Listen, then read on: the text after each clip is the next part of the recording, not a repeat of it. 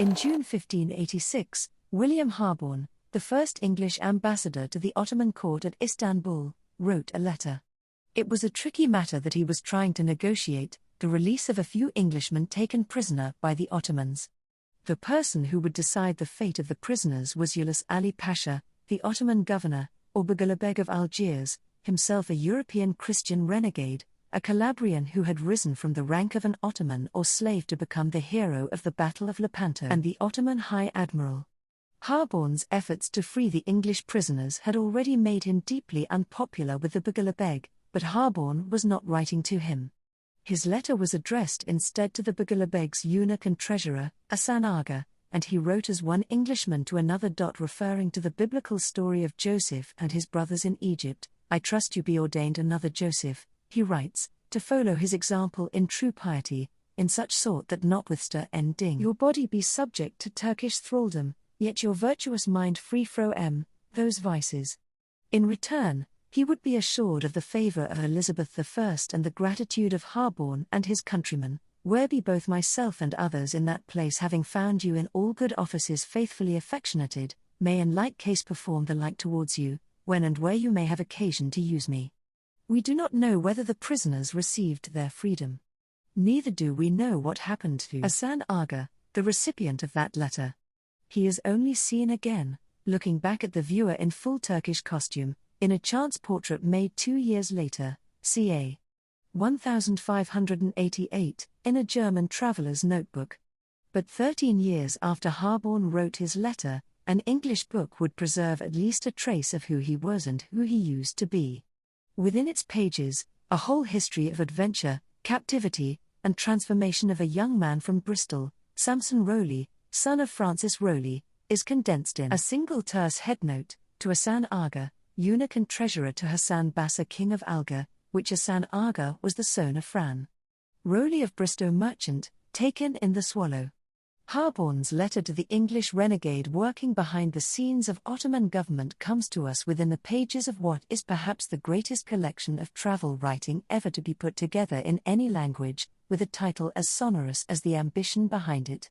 In years that followed, would become, in many ways, a cornerstone of Britain's imperial ambitions, but it also serves as a unique record of figures and voices, of lives and experiences like that of Samson Rowley, that could so easily otherwise have been lost. It seems appropriate to celebrate it this year, the 400th anniversary of the death of the man who compiled it almost single-handedly, and in the process helped to lay the foundations of a moderately sized island nation's rather disproportional global influence and presence in the furthest corners of the world.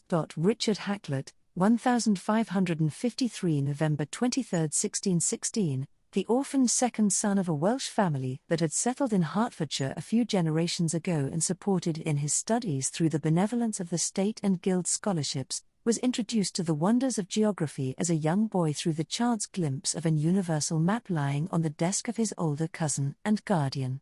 Later, Hakluyt would tell the story of how that impromptu lesson in the new advances in geography had ended with the Bible. His cousin and namesake, Richard Hakluyt Sr., had called upon the verses of Psalm 107, that speak of those who go down to the sea in ships, and occupy by the great waters, they see the works of the Lord, and his wonders in the deep. It was a claim that would have rung true for Hakluyt, growing up at a time when the expansion of European influence and trade across the world was well underway. Elsewhere in Europe, a roll call of great names that would become familiar to schoolchildren in ages to come had been accumulating for some time, from Marco Polo's late 13th century expeditions to China, to Vasco da Gama's discovery of the sea route to India and the voyages of Christopher Columbus to the New World in the late 15th century, but those figures and narratives were merely indicative of a significantly wider surge of global awareness within Europe. English participation in that great surge, however, as an older and wiser Hakluyt would come to realize, was piecemeal, underfunded, and disorganized. English seafaring expertise was not in short supply, if the exploits of Hakluyt's contemporaries like Martin Frobisher, Francis Drake, Walter Raleigh, and Humphrey Gilbert himself were not enough to prove their credentials. The English victory over the Spanish Armada campaign of 1588, albeit with significant assistance from bad weather and bad tactics on the part of the Spanish, was testimony enough. But the Armada also illuminated the problems that plagued English seafaring and its future. The English fleet was an extemporary mixture of vessels, with the navy reinforced by hired and volunteer merchantmen and boats that were often better furnished and victualled than the notoriously ill-furnished royal ships. It was manned by sailors driven by very different incentives, from untried noblemen to privateers, merchant adventurers, and fishermen volunteers, and led by men constantly fighting a losing battle against a seriously cash-strapped exchequer and state support that either came too late or was absent altogether. Was driven by Hakluyt's acknowledgement of that neglect. In his dedicatory letter to Elizabeth I's principal secretary, Sir Francis Walsingham, he tells the story of how, during his only trip abroad to the French court in 1583-88 to serve as chaplain to Sir Edward Stafford, the English ambassador, he had both heard in speech and read in books other nations miraculously extolled for their discoveries and notable enterprises by sea, but the English of all others for their sluggish security and continual neglect of the like attempts, either ignominiously reported or exceedingly condemned. Yet there were few or none who were able or willing to respond to that insult, and no one cared to recommend to the world the industrious labours and painful travels of our countrymen. Hakluyt's response, first in the folio volume of 3 parts in 1589 and then in the hugely expanded 3 monumental volumes of the second edition in 1598 to 1600, was meant above all to be a commemoration of those men.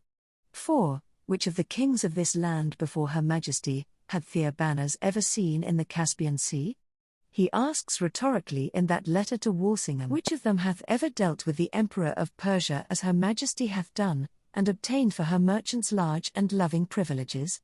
Who ever saw before this regiment an English Lygia in the stately porch of the Grand Signior at Constantinople? Who ever found English consuls and agents at Tripolis in Syria, at Aleppo, at Babylon, at Balsra, and which is more, who ever heard of an Englishman at Goa before now? What English shippers did heretofore ever anchor in the mighty river of Plate? Passe and repass the unpassable, in former opinion, Strait of Magellan, range along the coast of Chile, Peru, and all the backside of Nova Hispania, further than any Christian ever passed, traverse the mighty breadth of the South Sea, land upon the Luzons in despite of the enemy, enter into alliance, amity, and trafficker with the princes of the Moluccas, and the Isle of Java, double the famous Cape of Bona Speranza, arrive at the Isle of Santa Helena, and last of all return home most richly laden with the commodities of China, as the subjects of this now flourishing monarchy have done. Hakluyt's paean of praise is quite an effective preview of the treasures in store within the pages of his volume, but what made both unusual and path-breaking was not just its immense range or its focus. Hakluyt promised in his introductory letter to the reader that he would meddle in this work with the navigations only of our own nation, it was its approach. When Hakluyt came to compile his collection, he had, essentially, 2 models to follow. The first of these were the books published by writers like the German geographer Sebastian Münster, who had built their reputations by compiling what Hakluyt rather waspishly dismissed in weary volumes of universal cosmography. These were magisterial geographical descriptions of the world seen through the heuristic lens of Christian doctrine, which mixed classical and medieval authorities, often fairly indiscriminately, with snippets of data gathered from contemporary travel. The second was offered by European scholars like Giovanni Battista Ramusio and Peter Marta d'Anghiera, or the English Richard Eden. These were men whom Hakluyt admired, who depended far more on current first-hand accounts, although often through translation and summary, than on the second-hand redactions of the old cosmographies. But they focused mostly on non-English sources. Beyond these texts in print, however, thousands of documents circulated in private correspondence at home and abroad, and in the papers of the English trading companies, a store of both foreign and English voices, fleeting, scattered, incomplete, immensely vulnerable to both time and human carelessness. These are the voices that preserves. Hakluyt's advertised aim, as he declares in his preface, was to allow those men which were the painful and personal travellers, to reap that good opinion and just commendation which they have deserved, and further that every man might answer for himself, justify his reports, and stand accountable for his own doings. He had referred every voyage to its author, which both in person hath performed, and in writing hath left the same.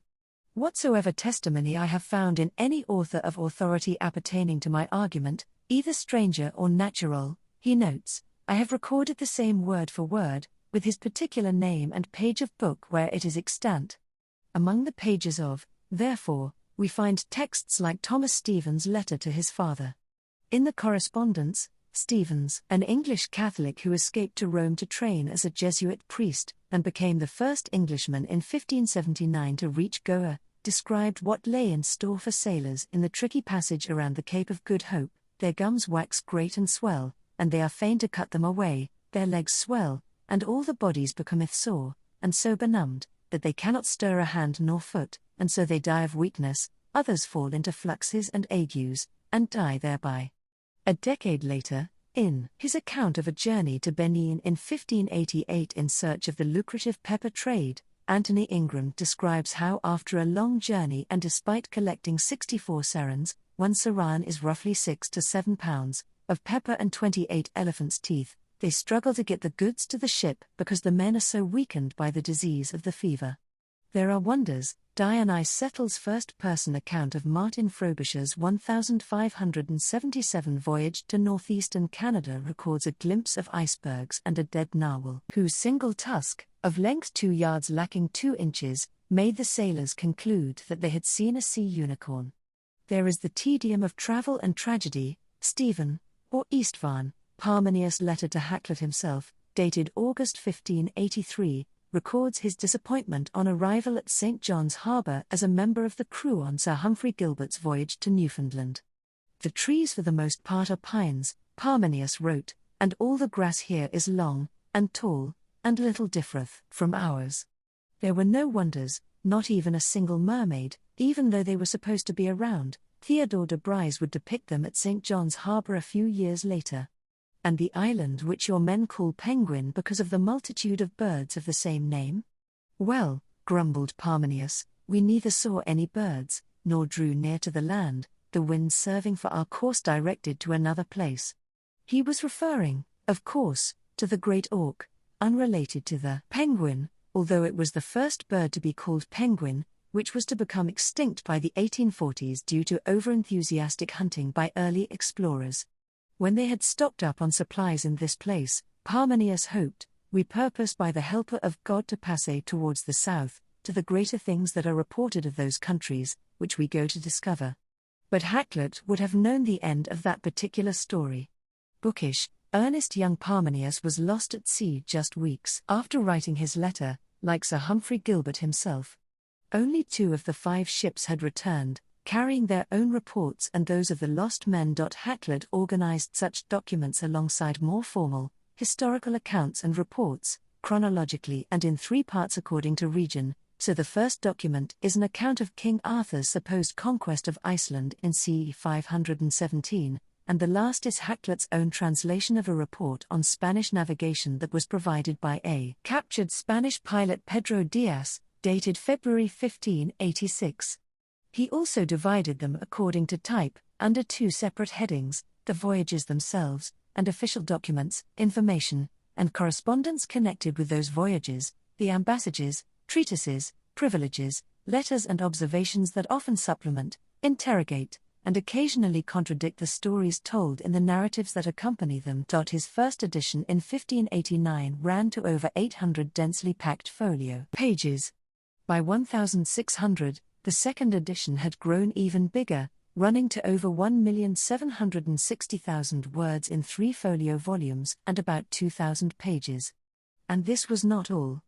At the same time as he was collecting this huge expanse of material, others published their own accounts and translations with Hakluyt's encouragement. Thomas Hariot, who wrote about his influence in 1590, and John Pori, who claimed that Hakluyt was the only man that moved him to translate John Leo Africanus, were 2 among many.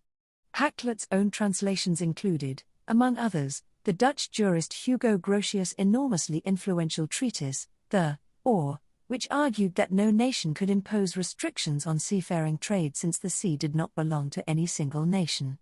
His reports on trade opportunities and commodities, navigation conditions, and local inhabitants were commissioned by London's growing trading companies like the Virginia Company and the East India Company, while became one of those books that their ships were recommended to carry as essential reading. By the time of his death, Hakluyt's work and advocacy of Protestant English settlements and colonies in the New World, both in writing and as an advisor to the state and the trading companies, had become the cornerstone of English colonial and imperial plans and established the legacy of English explorations in general. Hakluyt died on November 23, 1616. He was buried in Westminster Abbey, although the exact location of the burial site is now lost. At the height of the British Empire, Victorian scholars like the historian J. A. Froude understandably celebrated his work as the great prose epic of the modern English nation, and the eponymous Hakluyt Society was established with the aim to follow his example in publishing accounts of travel and exploration, an aim it continues to pursue to this day. In recent years, however, both and Hakluyt himself have started to demand our attention yet again, but perhaps not for quite the same reasons. Hakluyt's legacy was not just a nationalistic celebration of English imperial ambitions. Memorializes not just the successes of English travels, the great figures and great wonders, but also the elusive traces of those who disappeared, the disappointment of the non-event, the tedium of travel, and the absence of wonder. Beyond the great figures of Raleigh, Frobisher, and Gilbert, beyond the pioneering circumnavigations of Drake and Cavendish, Hakluyt's collection stands testimony to the ordinary traveler and the individual experience of travel, fragile, unexpected, and so often hostage to fortune. From shadowy figures like Samson Rowley, taken in the Swallow and transformed into a San Aga, the Ottoman eunuch treasurer, to voices like that of young Parmenius of Buda, who had hoped to write a new Latin epic, did not get to see the penguins, and sunk with a ship called Hakluyt, bears witness to the lives of hundreds of travelers, without whom the story of English travels and voyages would be much the poorer.